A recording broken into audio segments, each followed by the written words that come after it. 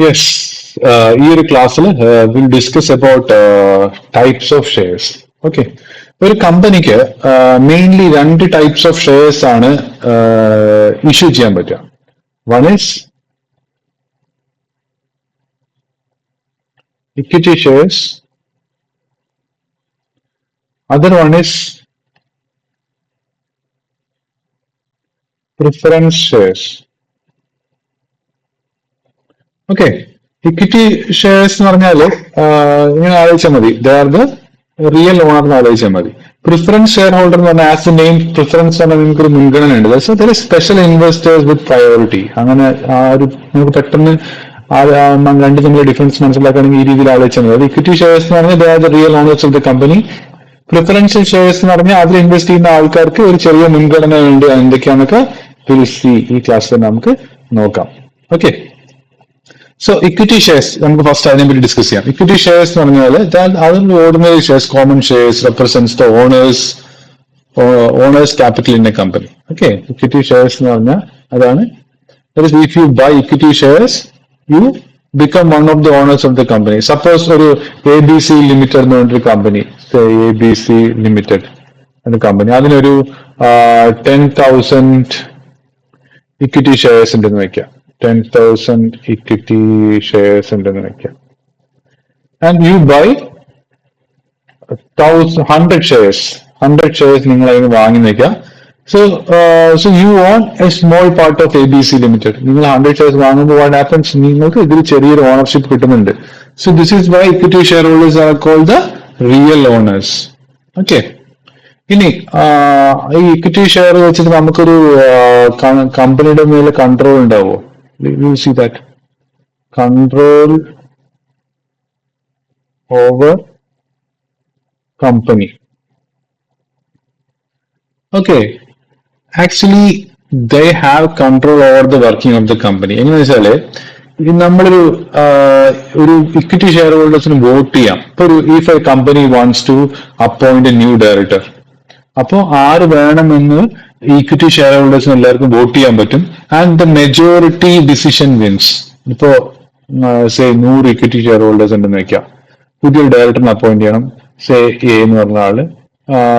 If 60 people out of 100 voted for A, then this A will be appointed as a director. So ഈ രീതിയിൽ ഒരു control equity share ഹോൾഡേഴ്സിന് ഉണ്ട്. Okay, ഇനി dividend equity share ഹോൾഡേഴ്സിന് കിട്ടുമോ ഇല്ലയോ എന്നാണ് നമ്മൾ അടുത്തത് നോക്കുന്നത്. Dividend,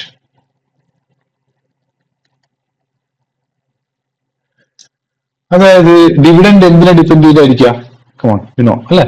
dividend depends upon profits.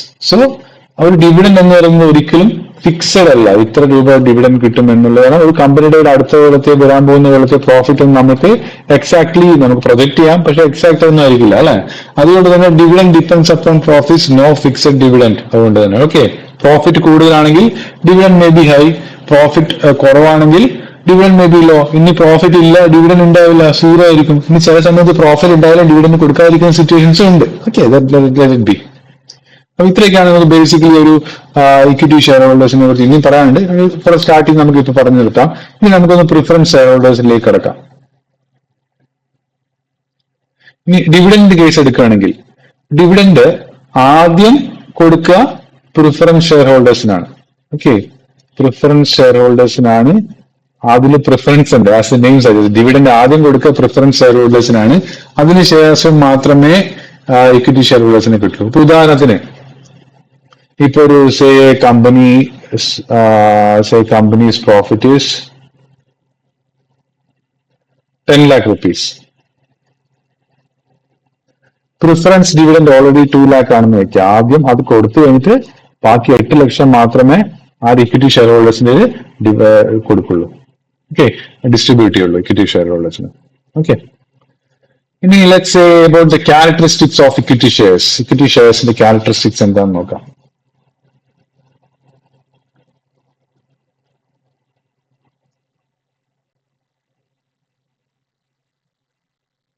Characteristics of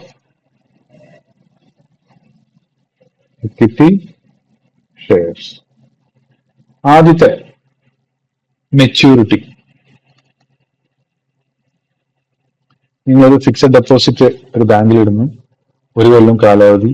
അപ്പൊ 1 കൊല്ലം കഴിയുമ്പോൾ അതിന്റെ മെച്യൂരിറ്റി ആവാൻ തീരുന്നു, ബാങ്ക് തിരിച്ചിരുന്നു. അതേപോലെ ഇവിടെ ഉണ്ടോ? ഇല്ല. Equity share capital remains with the company as long as the company exist. So there is no repayment date. തിരിച്ചടക്കേണ്ട ആവശ്യം കമ്പനിക്ക് ഇല്ല. See, you buy shares today, company may continue for 50 years. Company is not required to return your money after 5 or 10 years. Okay. You get money only if you sell share to someone else or if the company closes down. അല്ലാതെ കമ്പനിക്ക് തിരിച്ചു തരേണ്ട ബാധ്യതയില്ല. Okay. So maturity എന്ന് പറഞ്ഞ സാധനം ഇല്ല. As long as അതിന്റെ maturity എന്ന് പറയുന്നത് as long as the company exist. അതാണ് equity share capital remains with the company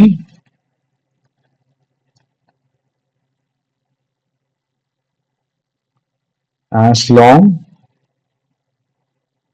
as the company exist. Company നിലനിൽക്കുന്ന അത്രയും കാലം എന്തുണ്ടാവും? Equity share capital remains. തിരിച്ചടക്കേണ്ട ആവശ്യം കമ്പനിക്ക് ഇല്ല. Clear? Okay. So this is the first maturity എന്ന് പറയുന്നത്. ഇനി ക്ലെയിം ഓൺ ഇൻകം നമുക്ക് നോക്കാം എന്താണ്.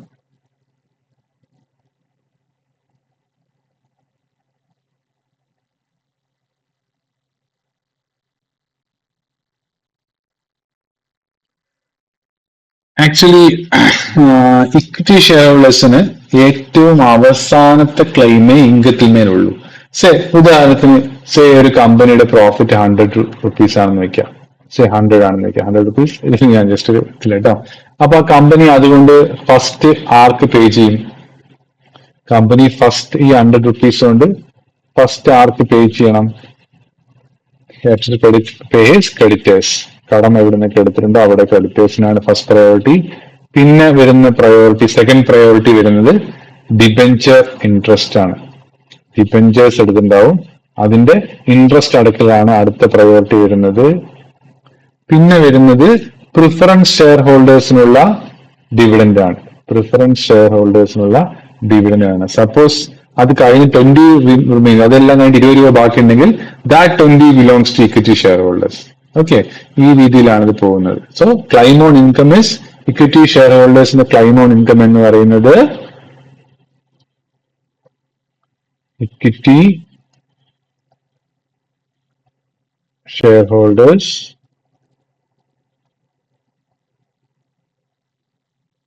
Have residual claim on income. Okay, clear അല്ലേ? ഇനി ക്ലെയിം ഓൺ ആസെറ്റ്സ്, കമ്പനിയുടെ ആസെറ്റ്സ്.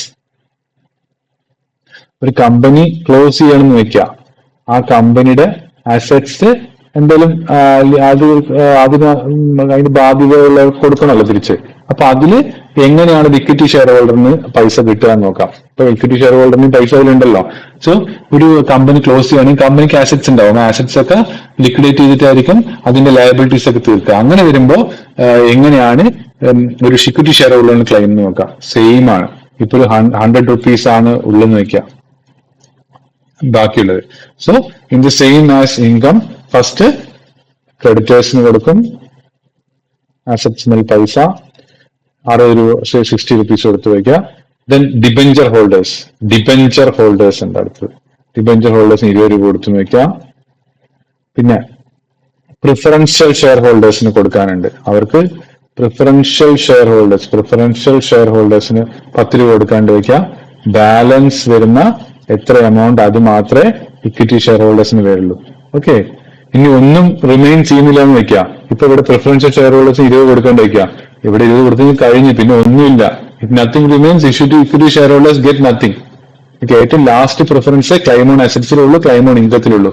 ക്ലെയിം ഓൺ അസറ്റ് എന്ന് പറഞ്ഞാൽ ഒരു കമ്പനി ക്ലോസ് ചെയ്യാൻ പോവുകയാണെങ്കിൽ അതിന്റെ അസറ്റ്സ് ഒക്കെ വിറ്റിട്ട് ആർക്കൊക്കെ പൈസ കൊടുക്കാനുണ്ടോ അവർക്കൊക്കെ തിരിച്ചു കൊടുക്കുക. അങ്ങനെ കൊടുക്കുമ്പോൾ ആദ്യം കൊടുക്കുക, അത് ലോൺ എല്ലാം കടം എടുത്തുണ്ടെങ്കിൽ അവർ ക്രെഡിറ്റേഴ്സിലാണ്, പിന്നെ ഡിബഞ്ചർ ഹോൾഡേഴ്സിന് കൊടുക്കും, അത് കഴിഞ്ഞിട്ട് പ്രിഫറൻഷ്യൽ ഷെയർ ഹോൾഡേഴ്സിന് കൊടുക്കും, അത് കഴിഞ്ഞിട്ട് എന്തെങ്കിലും ബാക്കി ഉണ്ടെങ്കിൽ മാത്രമേ ആർക്ക് കിട്ടുള്ളൂ, എക്വിറ്റി ഷെയർ ഹോൾഡേഴ്സിന് കിട്ടുള്ളൂ. ഓക്കെ, ഒന്നും ബാക്കിയില്ലെങ്കിൽ ഒന്നും കിട്ടില്ല. ക്ലിയർ? ഇനി അടുത്ത ക്യാരക്ടറിസ്റ്റിക്സ് ആണ് വോട്ടിംഗ് റൈറ്റ്സ്. ഈ ക്ലെയിം ഓൺ അസറ്റ്സിൽ നമ്മളിപ്പോ എന്താ എഴുതാൻ നോക്കണം? Same as income. Equity share holders are residual claim on assets. Residual claim എന്ന് പറഞ്ഞാൽ ബാക്കി എന്തെങ്കിലും ഉണ്ടെങ്കിൽ കിട്ടും, അത്രേ ഉള്ളൂ. So let's talk about voting rights. അടുത്ത characteristics, that is voting rights.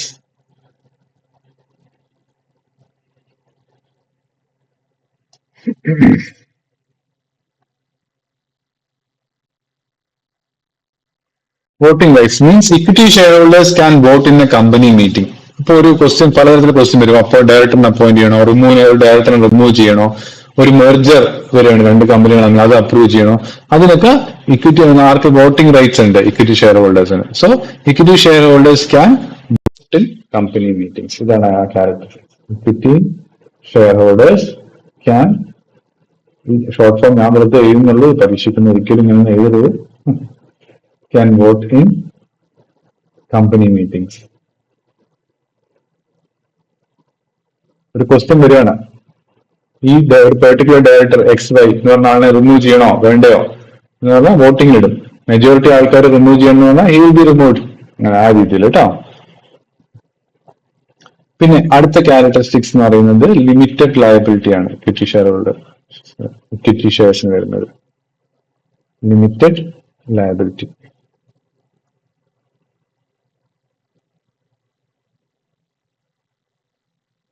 അതായത് say if you buy 1000 shares of a company, ഒരു ഷെയറിന് 100 rupees വെച്ചിട്ട് 1000 ഷെയർസ് വാങ്ങി വെക്കുക.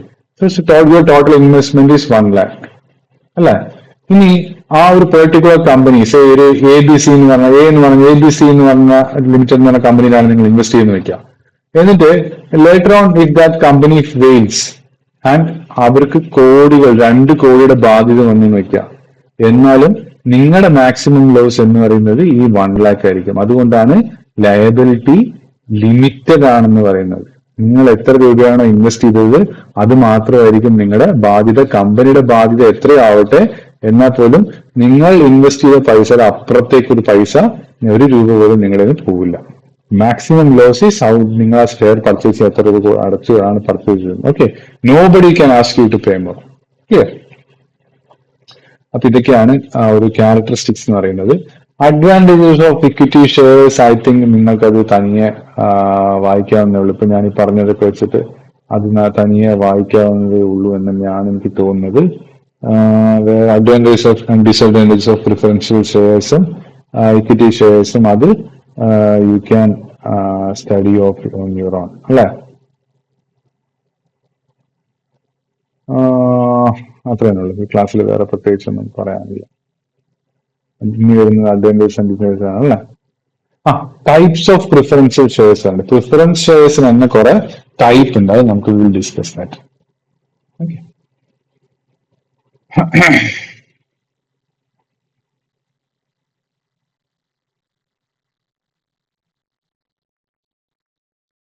Types of preference shares. Preference ഷെയർസിൽ ടൈപ്സ് ഓഫ് ഷെയർസിൽ ഒരു ടൈപ്പാണ് പ്രിഫറൻസ് ഷെയർ. അതിൽ നിന്ന് വീണ്ടും ടൈപ്സ് ഉണ്ട്. Types of preference shares. Okay, first one is cumulative preference shares.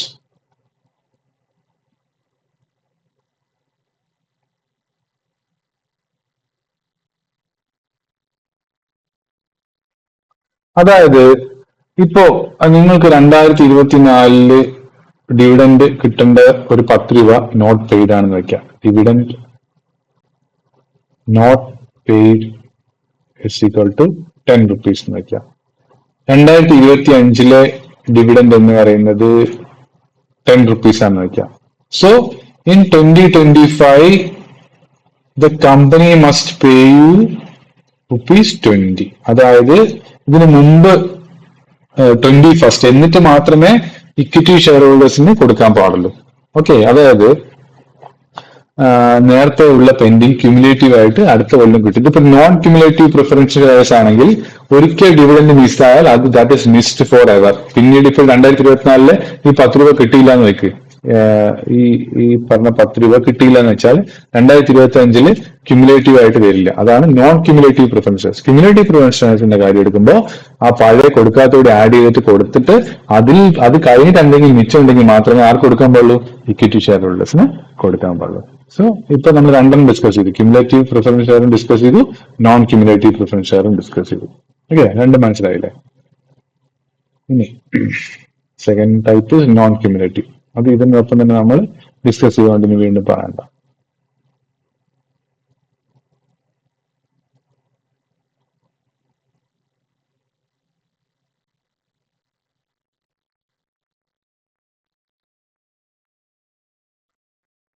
Okay, then comes convertible preference shares. Convertible preferential shares. Preference shares. അതായത് അതിനെ ഇപ്പോ നമുക്ക് ഇപ്പോ ഇനീഷ്യലി പ്രിഫറൻസ് ഷെയർ ആണെങ്കിൽ later on it can be converted in equity shares. അതാണ്. Okay, ഒരു certain നമുക്ക് equity ഒരു സർട്ടൺ ഇയേഴ്സ് കഴിഞ്ഞാൽ അത് കൺവേർട്ട് ചെയ്യാം എന്നൊരു കണ്ടീഷൻ വന്നതിനാണ് നമ്മൾ കൺവേർട്ടബിൾ പ്രിഫറൻസ് ഷെയർസ് എന്ന് പറയുന്നത്. Okay, non convertible preference shares എന്ന് പറഞ്ഞാൽ അങ്ങനെ കൺവേർട്ട് ചെയ്യാൻ പറ്റാത്ത, ഇപ്പൊ ഈ പറഞ്ഞ ഇക്വിറ്റി ഷെയർസിലേക്ക് കൺവേർട്ട് ചെയ്യാൻ പറ്റാത്ത പ്രിഫറൻസ് ഷെയർസിനാണ് നമ്മൾ നോൺ കൺവേർട്ടബിൾ പ്രിഫറൻസ് ഷെയർസ് എന്ന് പറയുന്നത്. അത്രേ ഉള്ളൂ. ഓക്കെ, ദെൻ അടുത്തൊരു ടൈപ്പാണ് participating preference shares. Participating preference shares അത് പറഞ്ഞാല് ഓബിയസ്ലി പ്രിഫറൻസ് ഷെയർസിന് ഒരു ഫിക്സഡ് ഡിവിഡൻഡ് കിട്ടും. അത് കൂടാണ്ട് പ്ലസ് ഷെയർസ് ഇൻ ഒരു എക്സ്ട്രാ പ്രോഫിറ്റോ ആസറ്റ്സോ വന്നാൽ അതിലും കൂടി ഷെയർ കിട്ടും. അതാണ് പാർട്ടിസിപ്പേറ്റിംഗ് പ്രിഫറൻസ് എന്ന്. അതായത് ഒരു ഫിക്സഡ് ഡിവിഡൻഡ് എന്തായാലും ഉണ്ടാവും, പിന്നെ അഡീഷണൽ ആയിട്ട് കിട്ടുന്ന പ്രോഫിറ്റിലും അസറ്റിലും കൂടി ഷെയർ ഉണ്ടാവും എന്നാണ് പറയുന്നത്. അതിനാണ് നമ്മൾ participating preference share. Fixed dividend മാത്രം കിട്ടുന്നതിന് നമ്മളിപ്പോ എന്ത് പറയും? നോൺ പാർട്ടിസിപ്പേറ്റിംഗ് പ്രിഫറൻസ് ഷെയർ എന്ന് പറയും. ഓക്കെ, ഫിക്സഡ് ഡിവിഡൻഡ് മാത്രമേ കിട്ടുള്ളൂ, അഡീഷണൽ എക്സ്ട്രാ പ്രോഫിറ്റ് കിട്ടി അതിന്റെ ഷെയർ ഒന്നും കിട്ടാത്ത വരുന്ന സാധനത്തിനാണ് നോൺ പാർട്ടിസിപ്പേറ്റിംഗ് പ്രിഫറൻസ് ഷെയർസ് എന്ന് പറയുന്നത്.